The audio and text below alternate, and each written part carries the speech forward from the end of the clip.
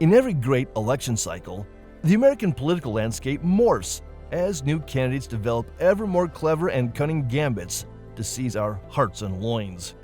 From the days of whistle-stop tours and good old-fashioned handshakes to today, with data-driven micro-targeting, changes in political campaign strategies shed light not just on revolutionary technological breakthroughs, but also upon changing shifts, priorities, and values within the American electorate.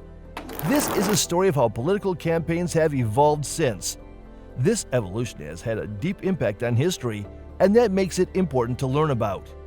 Political campaigning in the 19th century, candidates would go on to travel by train, whistling through towns to address their audience. The tours intended to meet the most people, and candidates would give rousing speeches from the back of their train cars or on temporary stages constructed in town squares. More important than any campaign slogan or pamphlet was the foundation of a candidate's reputation and votes from these personal encounters during an era long before mass media. The 20th century brought about a revolution in political campaigning with the advent of mass media. The rise of radio in the 1920s and 1930s allowed candidates to reach millions of voters simultaneously, transforming the way campaigns were conducted. For the first time, a candidate's voice could be heard across the nation, bringing a new level of intimacy and immediacy to political messaging. In the old days, it was all about TV and maybe some direct mail. But things have evolved a lot since then. So when a candidate comes to you, what are the first steps you take to figure out their communication plan? What factors are you considering? The first thing we usually ask is, what's your budget? It might sound a bit blunt, but knowing how much money the campaign has is crucial. It directly impacts how you allocate resources, especially when deciding how to reach voters. After that, we look at the number of voters the campaign needs to communicate with. This part is tricky and requires a deep dive into data, figuring out exactly who the target voters are and where they're located. The next step involves assessing the communication needs. For instance, if the opponent has a lot of money, or if the candidate is already well known, that changes the approach. Someone running for re-election might already have strong name recognition, giving them a head start in reaching voters. All these factors come together in a complex formula that helps us craft the right mix of communication strategies for the campaign. Understanding the budget, target audience, and communication needs are all critical in piecing together an effective campaign strategy. It's not a one-size-fits-all approach. Each campaign requires its own tailored plan. When it comes to crafting a successful campaign, one of the most effective approaches is called a multi-channel communication strategy. This means reaching voters through multiple platforms, like television, online ads, emails, direct mail, and even press coverage. Imagine your message being everywhere. People see it on TV, read about it in opinion pieces, get emails, and even receive mailers, all reinforcing the same message. This strategy creates a comprehensive presence that ensures voters are consistently reminded of your candidate. However, a multi-channel strategy is like the luxury car of campaign plans. It's powerful, but it comes with a high price tag. You'll often see this kind of approach in well-funded campaigns, such as federal races or presidential elections, where the budget allows for extensive outreach across all these channels. But not every campaign has the resources to run this kind of Maserati strategy. So based on your budget and who you're trying to reach within the electorate, you can pick and choose the most effective elements. It's like building a custom car that fits your needs. You might not need all the bells and whistles, but you can still create a solid and effective communication plan. Now, determining which voters to target and how to reach them effectively can be complex. Two key factors that often guide this decision are the age of the voters and how often they've voted in the past. These are some of the most straightforward indicators of who is likely to be receptive to your message. For those working on smaller down-ballot races, these factors are especially useful as starting points before diving into more detailed data like partisanship or consumer behavior. In essence, while a full multi-channel strategy might be ideal, the real challenge is figuring out how to adapt it to your specific campaign's needs and resources, making sure you're effectively reaching the voters who matter most. When crafting a campaign message, it's crucial to understand the different concerns and preferences of various age groups, such as seniors and millennials. For instance, seniors, Those typically over 55 often prioritize issues like Social Security and Medicare. These are essential services they rely on and want to protect. On the other hand, millennials are more focused on issues like affordable education and student loan debt, which are highly relevant to their current stage of life. The technology behind digital advertising allows for precise targeting based on user behavior.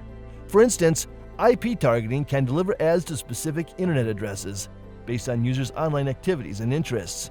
If you know that a certain demographic frequently searches for vacation deals, you can target them with travel ads. Similarly, if someone often looks up information about student loans, you can direct political ads focused on educational reform to them. In essence, understanding the unique concerns and media habits of different age groups helps in crafting targeting and effective campaign messages. By aligning your strategy with the preferences and concerns of each demographic, you can maximize your outreach and impact. When planning a political campaign, one of the biggest challenges is figuring out how much money to allocate for different types of advertising, like TV, mail, and digital ads. The cost can vary widely based on several factors, including the medium, the target audience, and market competition. TV advertising is notably expensive, especially during competitive election cycles. Political campaigns often receive a lower rate compared to big brands like Coca-Cola, but the prices are still significant. This is because TV station managers control the rates and can adjust them based on demand and competition for ad space. For example, in Lawrence, Kansas, the cost of TV ads can fluctuate greatly depending on local events and competition. Here's an illustrative example from a past Senate race in Kansas. 4 years ago, the cost for one TV ad point in Wichita started at about $36, which meant a candidate would spend approximately $36,000 to run a full ad for a week or 10 days. However, when more competitive races emerged and the Kansas City Royals made it to the World Series, the cost per point skyrocketed to around $430. This sudden increase meant the same ad would cost about $430,000 for the same duration, reflecting how quickly and dramatically TV ad prices can change. Mail costs are generally more predictable, but can vary based on volume and targeted demographics. Campaigns need to budget for designing, printing, and distributing mailers, which can add up quickly, especially if reaching a large audience or using high-quality materials. Digital advertising, including social media and online ads, offer more flexibility and can be more cost-effective than TV. The cost can depend on the platform, targeting options, and the competitiveness of the ad space. Digital ads also allow for precise targeting, which can help campaigns reach specific voter demographics more efficiently.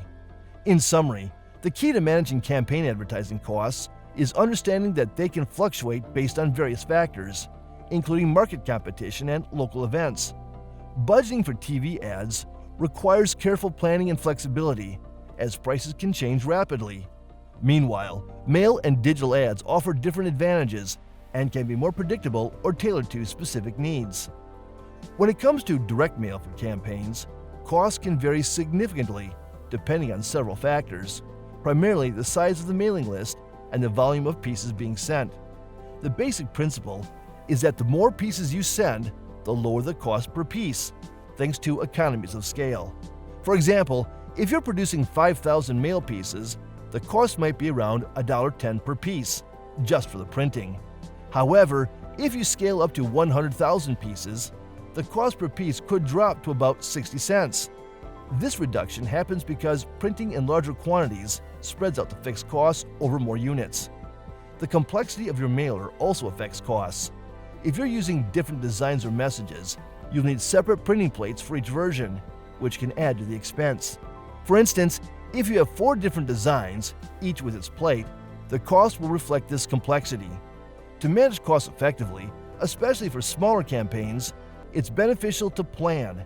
For instance, if you know you'll be mailing out to 15,000 voters with 4 different pieces, you can write and prepare the first 2 pieces in advance, potentially running them at a larger scale initially to take advantage of lower cost per piece. Then, use the remaining pieces to respond to emerging campaign issues or push for voter turnout closer to Election Day. The minimum number of mail pieces you should consider depends on your budget. If you can only afford a single mailing, It's best to use it for your Get Out the Vote (GOTV) message just before Election Day. If your budget allows for more, such as 3 pieces, you should start the GOTV piece about a week before Election Day, and then follow up with additional pieces as the election approaches. For candidates with a larger budget and a longer campaign period, a 12-piece mailing strategy might be appropriate. This approach involves starting your outreach early, engaging with voters weekly from August until Election Day. The key is to prioritize your mailings based on available funds and campaign needs. Exploring digital advertising has become an essential component of modern campaigns due to its broad reach and versatility. Traditional digital platforms include social media, where you can connect with voters directly, and programmatic advertising, where ads appear as you browse websites. This includes forced view ads, which require viewers to watch an ad before accessing content. Moreover, digital advertising extends to streaming services like Hulu and audio platforms such as Pandora. These platforms offer various ad formats, from static banners to video ads of varying lengths, including skippable and non-skippable options. One of the challenges with digital advertising is its complexity. There are countless ways to buy digital ads and numerous ad styles to choose from, making it essential to tailor your approach to your campaign goals. Whether you're running short 6-second ads or longer video spots, the key is to create engaging content that resonates with your audience while managing costs effectively.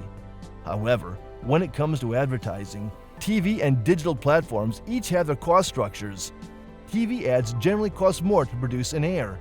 For instance, creating a TV commercial involves higher production costs and fees for airtime. In contrast, digital ads, such as those on Hulu or YouTube, can be cheaper to produce and run, especially if you're targeting specific audiences. Furthermore, viral videos have become a significant trend in political campaigns. For example, MJ Hager in Texas and Amy McGrath in Kentucky produced impactful 2-minute videos that gained widespread attention. Both candidates have compelling personal stories, which play a crucial role in making such videos resonate. However, producing these high-quality videos can be expensive, often costing around $50,000 just for production. This substantial investment can be risky, especially for campaigns with tighter budgets. But when executed well, it can lead to increased donations and campaign success. In the realm of targeting voters, new technologies are emerging. For instance, connected TV now allows for more personalized advertising by matching internet addresses with cable boxes. This advancement enables campaigns to tailor their messages more effectively. Additionally, advertising through platforms like Pandora, Hulu, and Spotify is becoming more common, though these methods must navigate evolving federal regulations. Campaigns are also exploring innovative approaches, such as using Google Voice and Alexa for advertisements, despite potential privacy concerns. Meanwhile, rural voters present a unique challenge. Traditional media like TV ads can be more affordable in these areas compared to urban settings. However, campaigns often need to be creative with their strategies, such as using community events and direct voter engagement to supplement their media efforts. In terms of content, memes and GIFs are increasingly used to engage voters. While their direct impact on voter turnout is hard to measure, they can effectively boost engagement and drive specific actions like registering to vote. Authentic personal content also proves valuable. For example, Beto O'Rourke's viral air drumming video, despite not being politically driven, helped connect with voters on a personal level. Finally, celebrity endorsements in politics are a mixed bag. While they can raise awareness and energize certain voter groups, their direct impact on voter turnout is less clear. These endorsements can be more effective in motivating volunteers and fundraising than in directly influencing voters. Overall, the landscape of political campaigning continues to evolve with new technologies and strategies, emphasizing the need for creativity and authenticity in reaching and engaging voters.